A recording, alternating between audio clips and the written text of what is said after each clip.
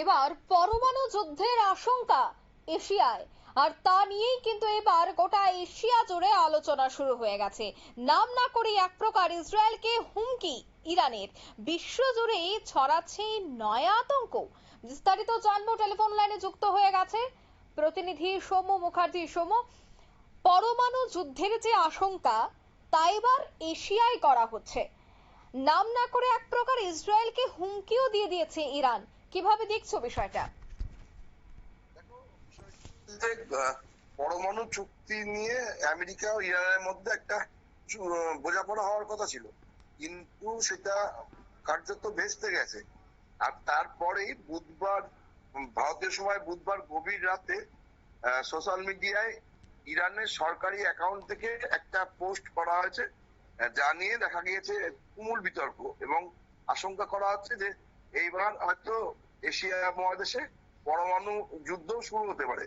কারণ ইরান যে পোস্টটা ইরানের তরফ থেকে করা হয়েছে, সেখানে ইরানের জাতীয় পতাকার ছবি দিয়ে ওপরে লেখা রয়েছে যে আমরা প্রস্তুত রয়েছি, কিন্তু কি বিষয়ে প্রস্তুতি না সেই বিষয়ে বিস্তারিত কোনো ব্যাখ্যাও করা হয়নি, আর অন্য কিছু দেওয়া হয়নি। কিন্তু আপাত নির্বিরোধী এই পোস্টটা নিয়েই তুমুল জল্পনা শুরু হয়েছে বিশ্বজুড়ে।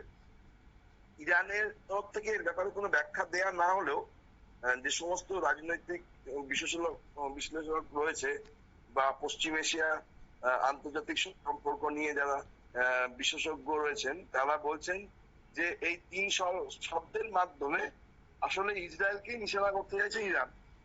রয়টার্সের তরফে একটা প্রতিবেদন প্রকাশ করা হয়েছে, যেখানে মার্কিন গোয়েন্দা সংস্থা FBI এর একটা রিপোর্ট উল্লেখ করেছে তারা।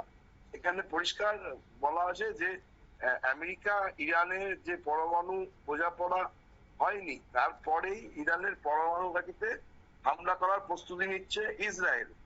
আর এইটা যখনই প্রকাশ্যে আসে, তখনই তেহরানের পক্ষ থেকে তেল আবিবকে নাম না করে পাল্টা হুঁশিয়ারি দেওয়া হচ্ছে বলেই মনে করছে সবাই।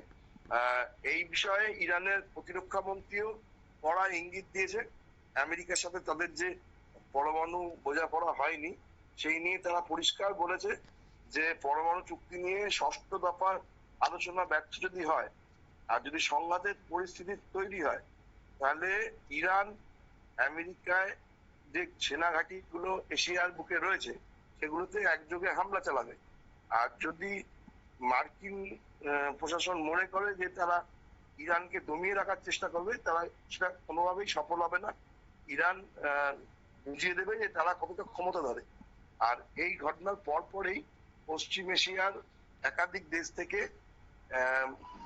যারা মার্কিন রাষ্ট্রদূত বা রাষ্ট্রদূতের অফিসের যে সমস্ত আধিকারিক রয়েছে, তাদেরকে সরিয়ে নেওয়ার সিদ্ধান্ত নিয়েছে ট্রাম্পের তরফ থেকে। বলা হচ্ছে যে ইরান যে ধরনের কথাবার্তা বলছে বা যে ধরনের প্রস্তুতি তারা নিচ্ছে, তাতে আগামী দিনে ইসরায়েলের সাথে একটা পরমাণু যুদ্ধের আশঙ্কা তৈরি হচ্ছে এশিয়ায়।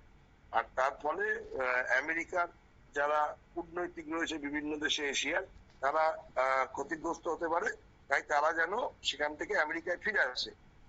এই রকম ঘটনা প্রবাহ দেখে আন্তর্জাতিক মহলে যারা রাজনীতি বিশেষজ্ঞ রয়েছে রাজনৈতিক, তারা আশঙ্কা করছেন যে এমনিতেই রাশিয়া আর ইউক্রেনের মধ্যে যুদ্ধ হচ্ছে 2022 থেকে। অন্যদিকে 1.5 বছরের বেশি সময় ধরে ইসরায়েল আর প্যালেস্টাইনের মধ্যে যুদ্ধ হচ্ছে। এখন ইরানের সাথে আমেরিকার এই যে পরমাণু বোঝাপড়া ভেঙে যাওয়ায় ইসরায়েলের সাথেও ইরানের নতুন করে যুদ্ধের আশঙ্কা দেখা দিচ্ছে, আর সেটা পরমাণু যুদ্ধ হতে পারে বলেই সবাই ভয় পাচ্ছে। অঙ্কিতা, ধন্যবাদ। অর্থাৎ নাম না করেই কিন্তু ইসরায়েলকে হুমকি, বিশ্ব জুড়েই এই নয়া আতঙ্ক এবার ছড়িয়েছে। নিয়ে নিচ্ছি ছোট্ট একটি বিজ্ঞাপন বিরতি, সঙ্গে থাকুন।